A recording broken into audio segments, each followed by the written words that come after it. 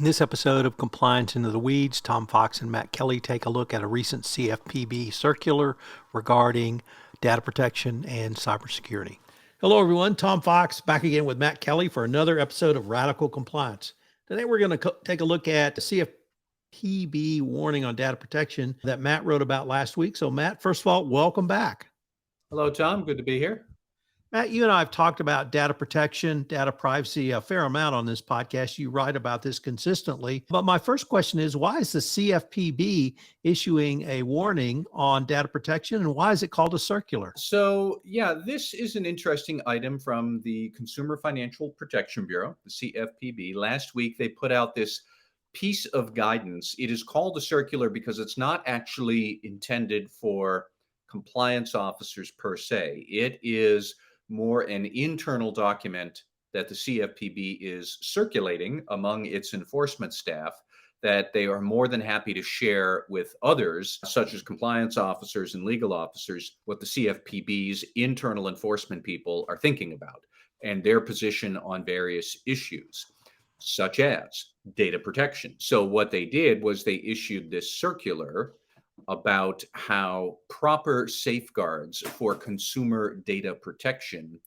are actually within the CFPB's purview as a matter of the Consumer Financial Protection Act.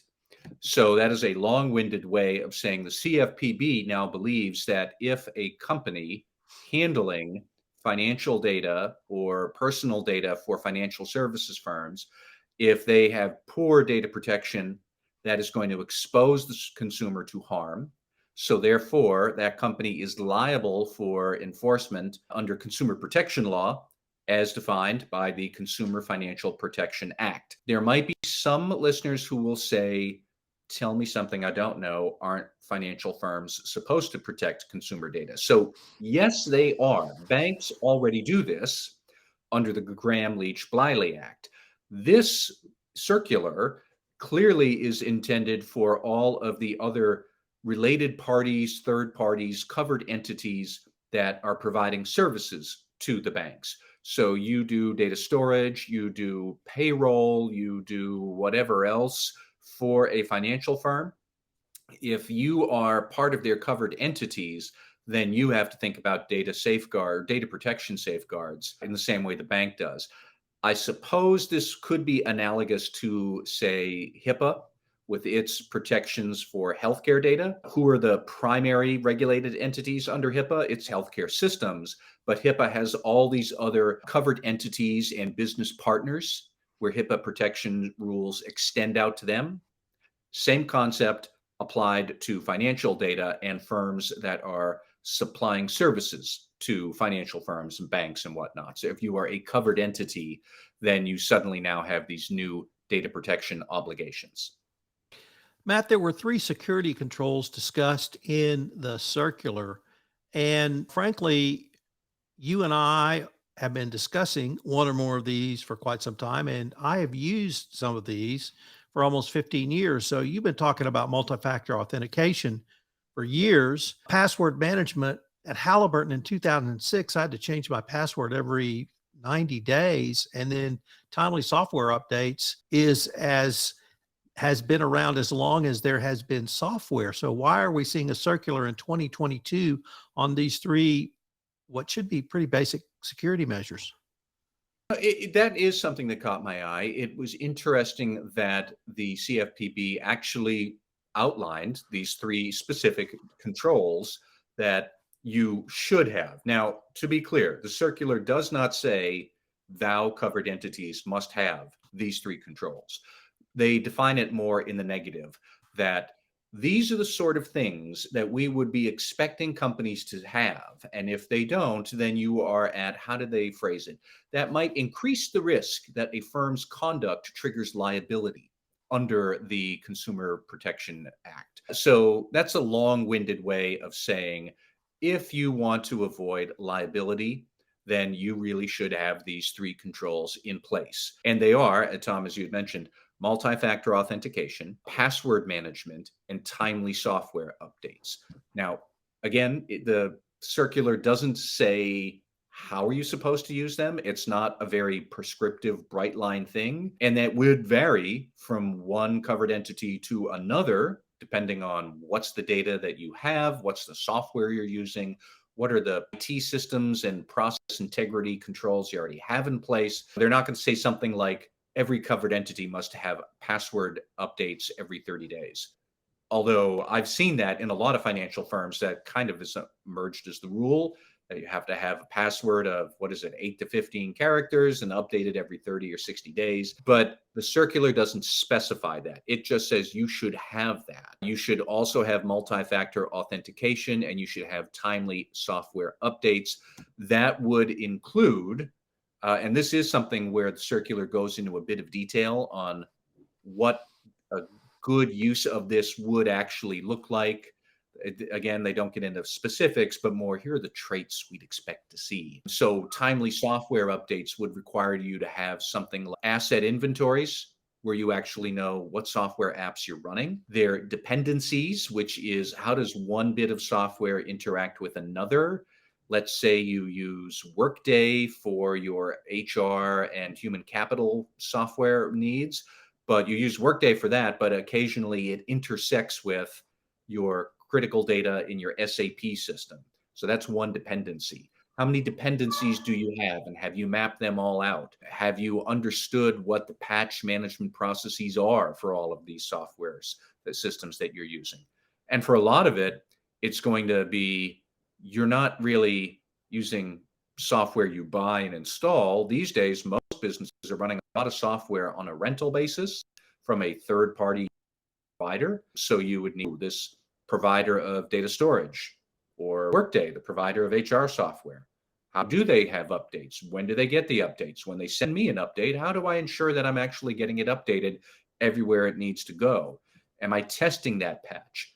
You don't specifically have to do that. CFPB does not say you must test every patch that comes in, but it is good practice that a lot of companies would need to think about. So that's one example. Multi-factor authentication, again, is another one that you need to think through where you would implement multi-factor authentication. What are the password update policies you want? Fun fact, I have a bit of IT arcane lore here, but if you have a very long password, you don't actually need to update it all that often, because it is harder for automated systems to crack once they're longer than, I think, 16 characters. If I had a 16 character password, I'd never be able to remember it. But anyways, you could think through what are the passwords we want, and therefore what would the update policies make sense for our organization.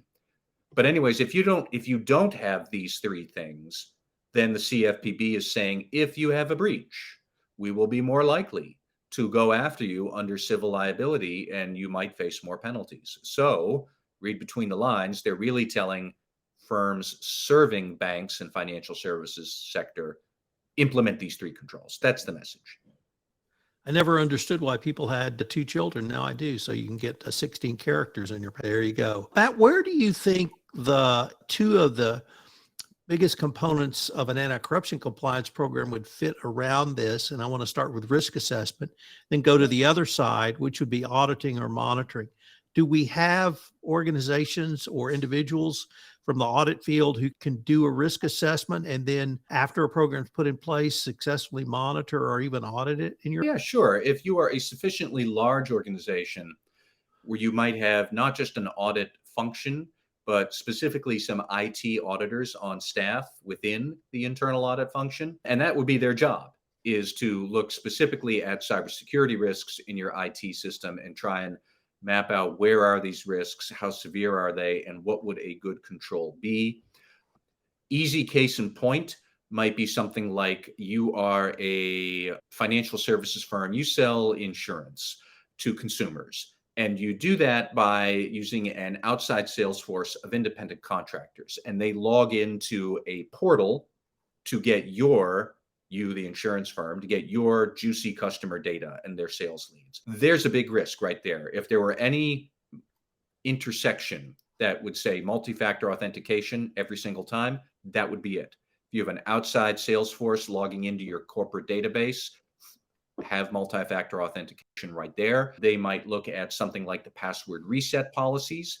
And the reason I'm picking up on this example is the SEC has actually enforced specifically on that issue. There was an insurance firm that let outside sales teams log in remotely through a database portal. They had some pretty sloppy password reset policies, and they got hacked 2 times. And by the second time, the SEC took an enforcement action over its own safeguards rule. That is exactly the sort of scenario that I could see the CFPB now jumping in with both feet on something like that. So now you would have a second enforcement action. But anyways, to get back to your original question, yeah, you would absolutely do risk assessments around this and try and determine where there are the greatest risks of the personal data being jeopardized and what are the appropriate controls to put in place either around the data or around a database or kind of choke points at a process like you're logging into the portal to get to the data, drop a multi-factor authentication requirement right there. IT auditors would be able to do a lot of that. And if you don't have them on staff, there are plenty of audit firms who do this for a hourly fee. And I'm sure they'd be happy to have that conversation with the company. I was actually, while listening to you, thinking this is really moving more from a technical discussion to I see this as a corporate governance discussion. And that moves it for me to the G and ESG.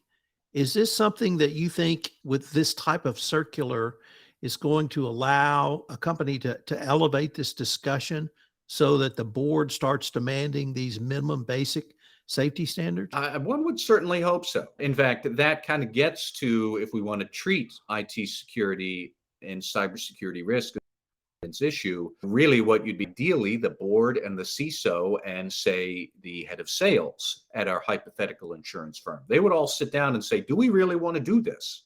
Do we really want to have our sales team be a bunch of independent contractors where we save a lot on overhead costs, but we would have more cybersecurity controls to bake in, and we might potentially face more liability from more agencies if we have a breach? Or do we want to bring things back in-house? And you would have to start tailoring your sales strategy based on the cybersecurity risks.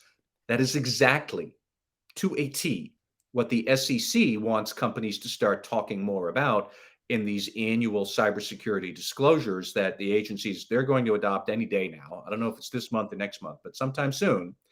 And one of the big requirements would be please disclose in the annual report how the board thinks about cybersecurity when setting strategy, how management thinks about cybersecurity risk, and the policies and procedures it puts in place to govern those risks, specifically around third parties. That gets mentioned in the proposal from the SEC. And I don't see why that wouldn't stick into whatever final version gets adopted. So, yeah, there are definitely ways that you could and should elevate the discussion around what are we doing as a business? Why are we taking these businesses? And what are the cybersecurity risks going down that road? And how do we then control them? You could talk about that till the cows come home. My insurance portal sales team example is just one simple one. But ultimately, that is where I think a lot of regulators, especially in the financial sector, would like companies to go, is to think about it in just those terms. One of the more aggressive regulators in this space has been the state of New York Department of Financial Services, which also Yep. regulates insurance. Do you see not application of the CFPB circular, but companies who would follow the prescripts as then protecting or at least following the guidelines of the DFS? Or do you feel those to be more robust as well? They're very similar, and we have seen enforcement actions where DFS has sanctioned companies for, say, not having multi-factor authentication when you were supposed to. And then you certified to DFS that you had complied with the law, but you didn't have multi-factor authentication, so your certification was faulty. And now that has already happened. And Tom, I'm pretty sure you and I have talked about that on prior podcasts. So there is a lot of overlap between what, say, DFS wants, what the CFPB is warning you about, what the SEC will likely want you to do, your GDPR compliance. And now you can start to see that this is going to be more of a ERC capability challenge.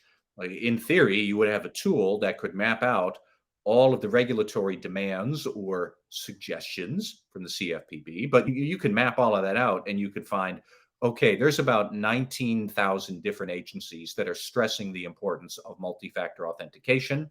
We have multi-factor authentication in 5 spots, but not in another 6. And now we need to implement them in the other 6 so that we can have MFA and get that knocked out across the board in all 19,000 regulatory frameworks. Now we've solved it all. That's where you're going to need to have to go with this, is a lot of mapping of your data, mapping of your controls, mapping the controls you have to the regulatory requirements that you're facing, a lot of which will overlap. Could you have one control satisfy 3 or 4 different regulatory burdens? Yes, you could. The challenge is, do you have the right tools to help bring all of that to light? And that's what all of these GRC software vendors who keep emailing a lot of listeners, like that's what the sales pitch is all about for these vendors. They're talking about their GRC mapping capabilities, helping you escalate with controls you don't have so you can insert them. Like regardless of which ones are good, bad, or otherwise at doing the job, those are the capabilities we will all need as cybersecurity and privacy issues keep pressing forward. Matt, given the amount that we have discussed these and other issues around data protection in the past, I think we're going to be able to visit about this in the future. I strongly suspect so, Tom. Thank you. Thanks so much for listening to this episode of Compliance Into the Weeds. I hope you will join Matt and I again next week for another deep dive into a compliance topic, literally into the weeds.